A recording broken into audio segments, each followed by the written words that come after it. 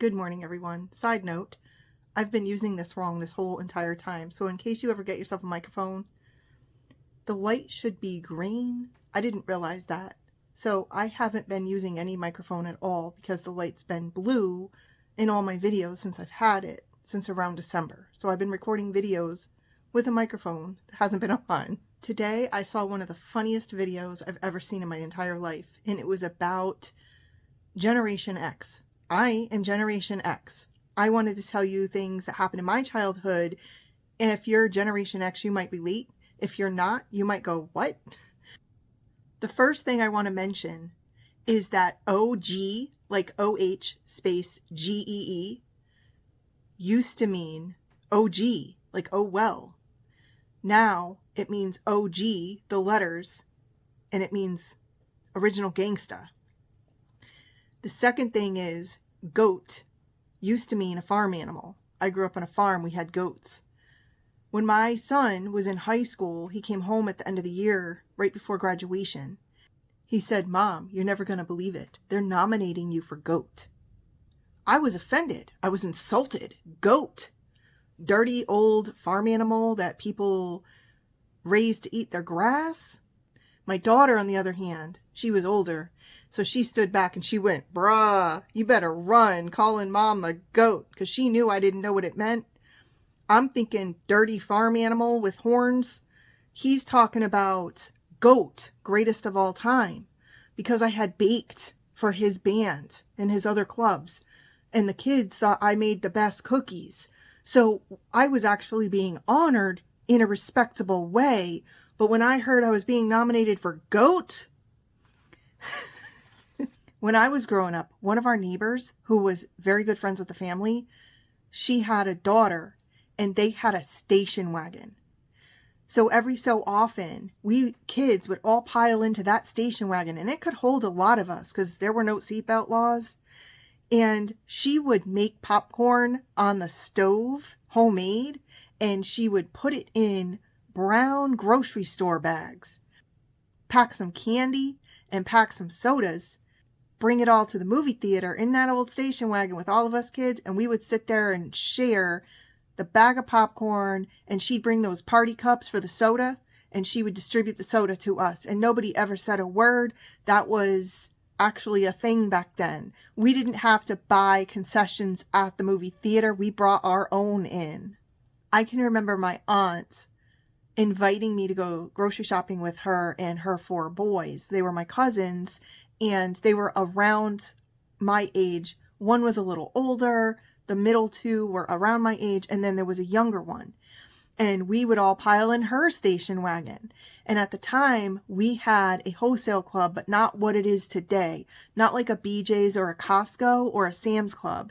This was a very small building with big tall shelving like a warehouse, and then they would put food out in the boxes, the actual pallet boxes, and it was cheaper than the regular grocery store, but it wasn't that big.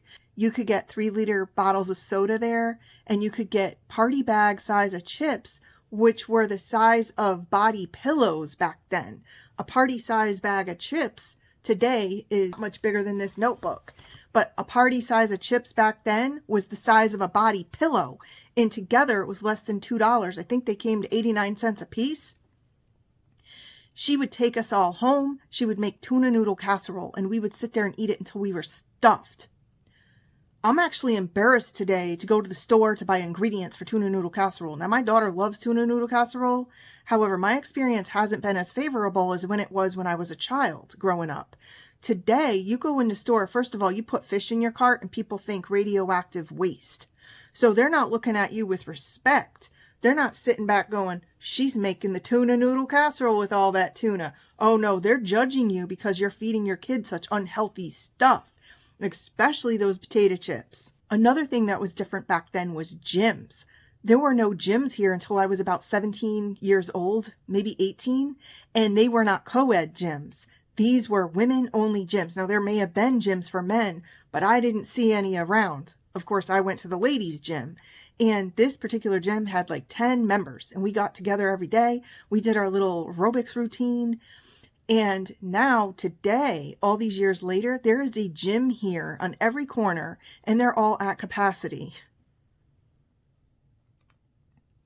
One time I was riding my 10-speed on my grandfather's driveway, and I flipped over a stone wall. I went over the handlebars, and I landed smack on my back right on the pavement. I was road burnt because it was summer, and I was in like a tank top and short shorts. My grandfather came running over from the cornfields where he was picking the corn, and he picked me up by my elbows. I was road burnt, skinned, you name it. And he shook the life out of me to make sure I was breathing. Now, today, of course, we don't pick people up by their elbows and shake them if you think they might have a back or head injury. But that's how it was back then. One time on my bike, I came down a hill, fell over, and slid on the side of my thigh in those short shorts, and it ripped my leg from thigh to knee. Of course, I'm laying in the road screaming. Here come all these people out of their houses. They bring me back up to my house, and my grandmother took one look at me, and she goes, "Okay, hide those tears right now, girl. This isn't going to hurt one bit." And she took a bottle of peroxide and dumped it all down my leg. They say peroxide doesn't hurt. That's not true. It hurts, especially on an open wound from thigh to knee. They didn't take you to the emergency room back then unless there was a reason for it. Skinning half your leg off in sand on a driveway was no reason for it then because they had peroxide. Another thing that happened in the time I was growing up was the ice cream man. And I have lots of notes here, as you can see. The ice cream man came by one time, and it had gotten far away before I heard the bells and the music. And it was hot August. And I said to my grandfather, "Do you have any money for the ice cream man?" And he looked at me and he says, "Yeah." And he opened his wallet. He gave me $1. Back then, I could have got like bubble gum balls, a soda, 2 ice creams, and probably something else for that whole $1. I went running down through the yard, through the neighborhood, and I couldn't catch the ice cream man. The ice cream man had a driver and somebody serving the ice cream on the truck, and the server peeked his head out that window and turned around laughing at me, and the driver took off, shut the window, and disappeared. That's how it was back then. They didn't have any respect for children. They didn't have mamas chasing them down the street saying, "Hey, get back here. You don't treat my kid like that." No, we were out there fending for ourselves. If we wanted ice cream, we had to learn how to run fast. Moms didn't want us in the house. Saturdays were bad. I didn't look forward to Saturdays. The only thing I looked forward to on Saturday, now correct me if I'm wrong, but I believe it was a TV show called The Electric Company, and it was a kid's cartoon. It was kind of educational. You learned some stuff. And there might have been something else like that. But these TV shows were like cartoons, but educational in disguise. And I looked forward to those. But after that, oh no, it was outside for me. Blazing hot sun. I had no shade. There was a pine tree in the yard. Those pine needles hurt. But nevertheless, I was scrunched under there unless a group of kids came by. And then we were all running around like nuts doing whatever. But if it was too early for them to be out the house, I was under that pine tree. I would get burnt so bad I'd have blisters hanging off of me, and I would have my clothes cut off of me. That's how bad I was burnt. They didn't think twice about slapping butter on you in those days. They didn't think twice about slapping Vaseline. "Oh, you got a blister there? Here, put some Vaseline on it." They didn't think twice about that. You were literally fending for yourself every moment of your life and just happy that your parents had the wisdom and knowledge to give you that Vaseline in the first place. Toys I had weren't like the toys there are today. There may have been Little Tikes and Fisher Price. I didn't have any of those. My toys included a pot I grabbed out of somebody's old trash, water from a garden hose, and a stick. A stick was a very versatile toy. Let me tell you, you could play swords. You could play magic wands. You could pretty much play anything with that stick. For me, it became a pot stirrer. I could throw some rocks and leaves in that old pot, put some water in there from the water hose, stir it up with that stick, and I just made soup. Now I can play restaurant. Moms in my day would slap you silly. They wouldn't even think twice of it. There was no DCF. DCF was organized in certain states, but there was no reportable hotline at that time. Moms did not care. They'd slap each other's kids. And you would get the belt. you would get grounded. And grounded in those days meant you couldn't go outside or play with your friends, and you couldn't ride your bike. And you know what that meant? House jail. In my generation, we played outside. We did everything outside. I can remember a very, very, very hot August. We had no air conditioning. We had no central air. We had a box fan. And I'd be sitting in the hallway in front of that box fan crying. It was so hot. It was just absolutely miserable. And there was no movement in the wind. There was no shade. There was no shade tree. I didn't have an umbrella over my lawn chair. There was nothing to escape this heat. I was very fortunate to have friends and relatives with pools and be invited over occasionally. And even though we played outside all the time and we were slim and muscular for the most part, we also developed body dysmorphia later in life, because even though we were slim, we were always told we were fat. We were body shamed. Our parents and grandparents cooked with real lard and butter, and if we didn't finish all the food on our plate, it was saved until we were hungry again. You got nothing else. You got no snack. You had to finish what was on your plate, even if you didn't serve it to yourself, if somebody else served it to you. And that was the thing back then. While they told you you were fat, they force-fed you all the food, even when you were full. If we didn't know something back then, we didn't have iPads, we didn't have cell phones. You all know that. But what you might not have known is not every household had an Encyclopedia Britannica. That's a rumor that's been going around. My household had World Book. But regardless, I had to hike it down to the library on foot. Rain, sleet, snow, sunshine, it didn't matter. Because if I wanted to know something or if I had a book report due, it was my responsibility, and my family told me, that's on you. That's your work. You go do it. I wasn't given a ride. If I was grounded, I didn't have my bike to ride. I had to walk. When I was growing up, my family had a rotary phone. It had circles in it, and you had to spin it around to make a call. For punishment, if I was expecting a phone call and they thought that I didn't deserve that phone call, they would unplug the phone. That was how they'd also punish us, by unplugging either the rotary phone or the phone on the wall. If we were bullied by anyone, our dads or grandfathers would pull us out of our homes, throw us into a barn or shed. They'd rough us up a bit. They'd wrap our hands in gauze and tell us to hit a bag or a board or a brick or whatever they had laying around. And they would say, learn how to fight. We weren't allowed to go back inside for at least an hour until we proved we were good, sweaty, and exhausted. Segregation existed in schools when I was growing up with people with disabilities. We were not a mainstream society back then.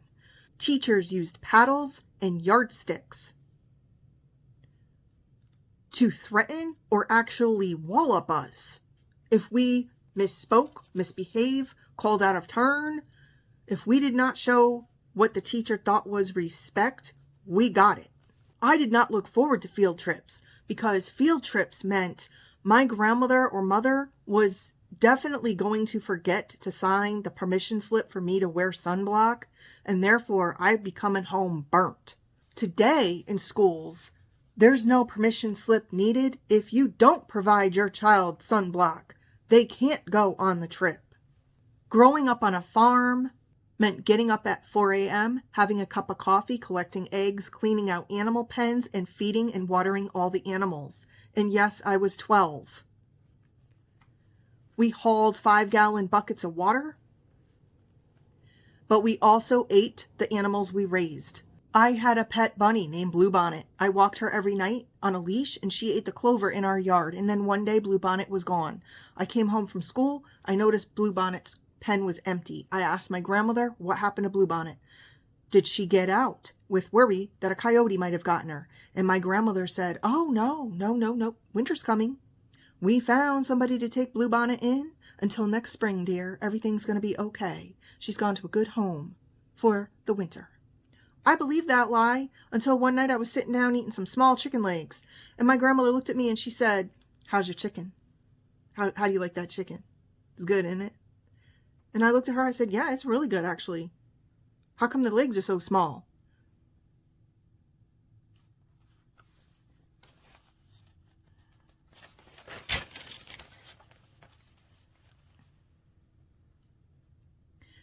pets. Pets were left outside, chained up, not even a doghouse in sight. There was no ASPCA or rescue coming to their defense. While those organizations did exist, we didn't have cell phones or internet or reportable ways to let them know. While your mom may have unleashed a walloping on you, she was also your advocate. If she witnessed you being wronged at any point in your childhood, she would fight on your behalf. One time, in a very rare circumstance, I was in line at the grocery store with my mama. I was like 6 years old. And there were these big, giant, fat, bubblegum flavored chapsticks. The big, big fat ones. I haven't even seen one of those in years. I don't even think my own kids had those. And I said to her, Mama, can I please have one of these? I don't even know what it cost. Probably 69 cents. And she gave it to me. Now, I rarely got anything at the store. Mind you, in our generation, we didn't have kid-friendly aisles because all aisles were kid-friendly. There were no candy selections in the front of the cash register. Nothing like that. So when I got that bubblegum chapstick, I prized it with my life. Until I went outside in the neighborhood and some kid took it and ate it. He ate my bubblegum chapstick because he didn't understand that you're supposed to put it on your lips, not eat it in your mouth. And I cried all the way home and my mama came out of the house. Enough said. Now, even though groceries in those days were at an all-time low and probably the least expensive item in a household in America, okay, if you even thought about touching one of those cherry tabletop pies in the grocery store, you would get publicly shamed, maybe beaten, at least scolded in front of everybody in line to put it back because you weren't getting it. By 1986, some vending machines that held those glass bottle real Cokes and dispensed them went up to 35 to 50 cents a bottle. They went up from a quarter. I remember going up to one that we always went to, asking if it was time to have another one because we didn't get Coke every day. It wasn't something that was stored in our refrigerator. We got Coke as a treat, maybe once a week, and we'd all share it. And I remember my grandmother was like, no more, the nerve of these people, 35 cents. That's way too much. And I never got another Coke until I was old enough to make my own money and buy my own bottle. Another thing that was weird in our generation was, even though smoking wasn't as prevalent as the prior generations, and the Surgeon General warning was already on the cigarette packages, cigarette vending machines were everywhere, and there was no child safety lock. Anybody could walk up and dispense a pack of cigarettes. Hot coffee was dispensed out of a vending machine back then. We didn't have a Dunkin' Donuts or a Starbucks or any other specialty coffee shop in town. We had a diner. We also had regular restaurants. There was no coffee shop. If you were out and about and you wanted a coffee, you went to the vending machine and paid the 50 cents. Shopping plazas were full of cars and people. There were no empty storefronts. While big box stores existed, we had more one-of-a-kind stores than anything else. We didn't really have chains. Too many of them anyway. We definitely didn't have Walmart. Along with that, grocery stores were a lot smaller. Remember back to when I was talking about the wholesale clubs not being like BJ's and Costco? They weren't actually, 40,000 or more square feet of building space. It wasn't a 5-mile walk from Toys to Dairy, okay? It wasn't the Walmarts of today. Grocery stores back then were small, intimate stores that had maybe 5 or 6 aisles. But you could get everything you needed in that little tiny store without walking, 10 blocks to the nearest bread loaf. Here's a fun fact. We also had flat wrap instead of rolls of wrap. If you needed birthday paper or Christmas paper or any kind of gift wrap, it came in flat packages. There were no rolls of wrap. That came later. I can remember my grandmother cussing when the rolls came out. She did not like those at all. And I remember her saying, please don't take my flat wrap away. Now flat wrap is online and it goes for good money. The world was more colorful. It was neon. It was hot pink, bright fuchsias. Even Christmas was more than just red and green. It was rainbow-colored ornaments. There were shiny silver tinsels. Presents were intentional. Easter Sunday, there were no stores open anywhere. You couldn't even get a gallon of milk or a loaf of bread.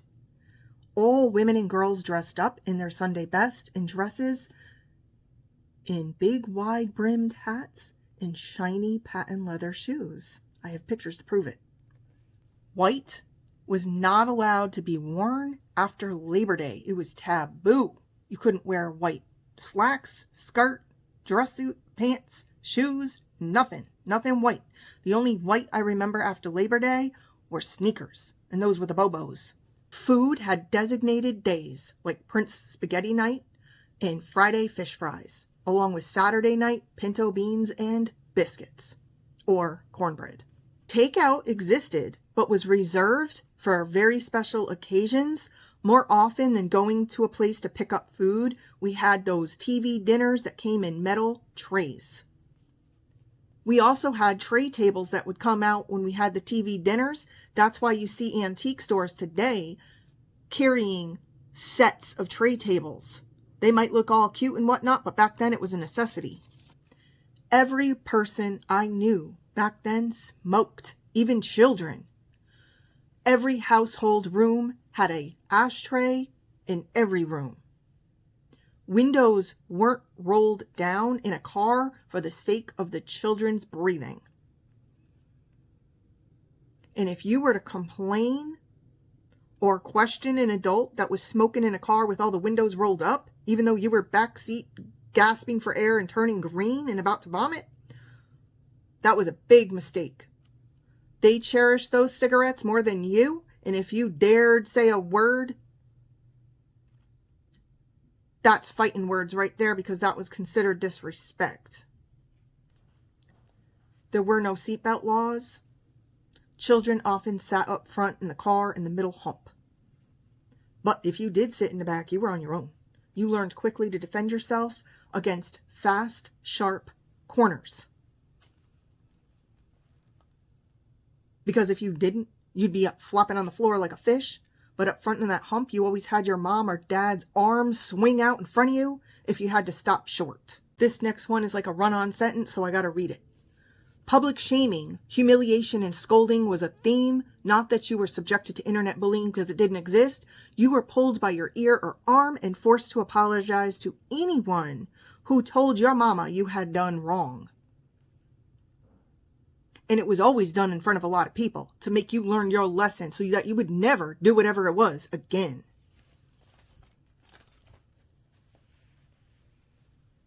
You weren't allowed to wear name brands. Parents would say they didn't want you walking around as an advertisement for the company or whatever. A majority of us, Generation Xers, bought our first name brand from a thrift store later on when we got a job. I remember when I turned 18, I bought a faded, used, very used sweatshirt bearing the name Gap. And I thought I was all that, even though the letters were all crinkly and coming off. I felt rebellious in it. Now, maybe this isn't true for everybody, but I was not allowed to have any sneakers other than the $2 Bobos that came in a bin that never ended. That bin was never empty. And they were from the 5 and dime. We also had phone books. They were these giant, thick books. Some people used them as booster seats back in the day for the kiddos. But yeah, if we wanted to look up a phone number, we had those. Households had laundry lines. Almost everyone I knew had one. It came out from your back door and ran a line all the way to a tree. And on the side of your house was a pouch, sometimes decorative, sometimes plain. And the pouch held all the clothespins. That was household decor. We had Sears here. Every year we'd get the catalog. And we would wish we could have just one of those pretty colorful, fun-looking toys from that catalog. But Christmas wasn't a stack of gifts 10 feet high to the ceiling. No. They weren't necessarily wrapped neatly either. Our biggest gifts were geared around our culture and our lifestyle, like roller skates, ice skates, hockey sticks, or bicycles. We had newspaper dispensaries on every corner in the neighborhood.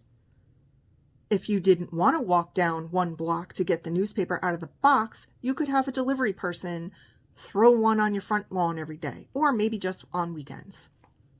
We looked forward to Sundays because that was the day the funnies came out.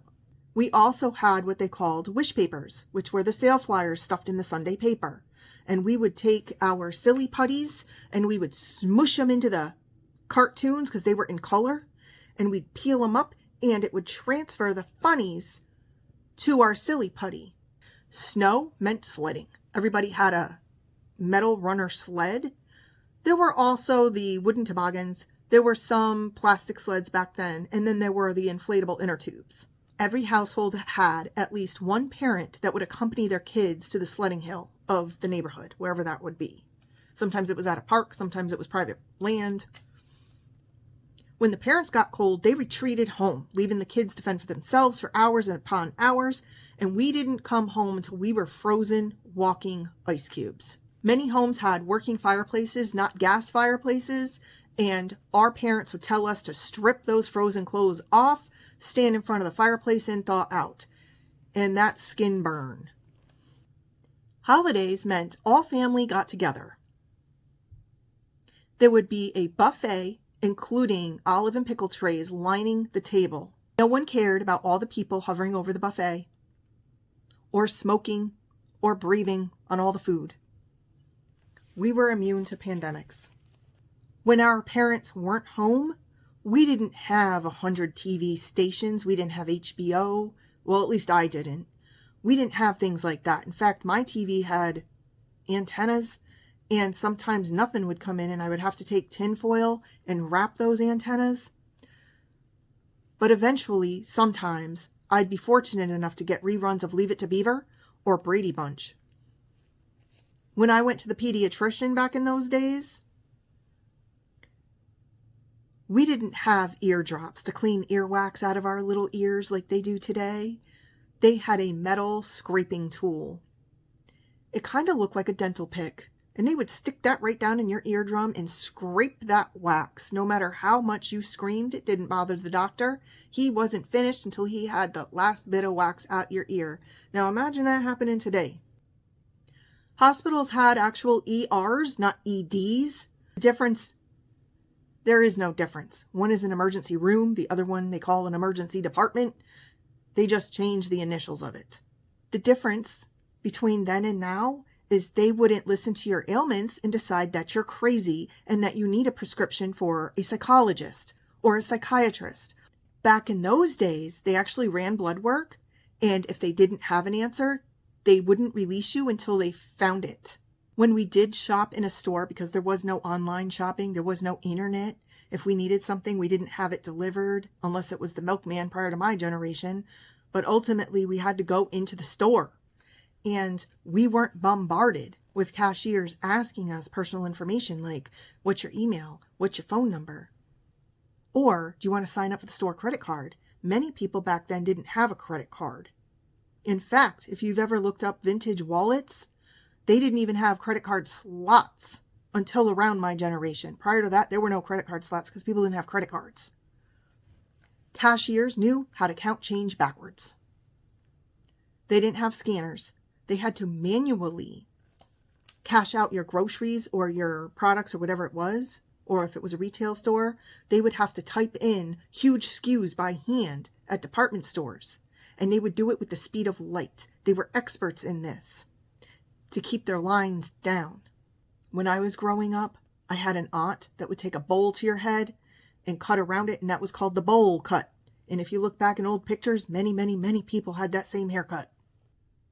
I tried to be all-inclusive in this list, but I've probably forgotten something. Leave a comment below if you can think of anything else I missed.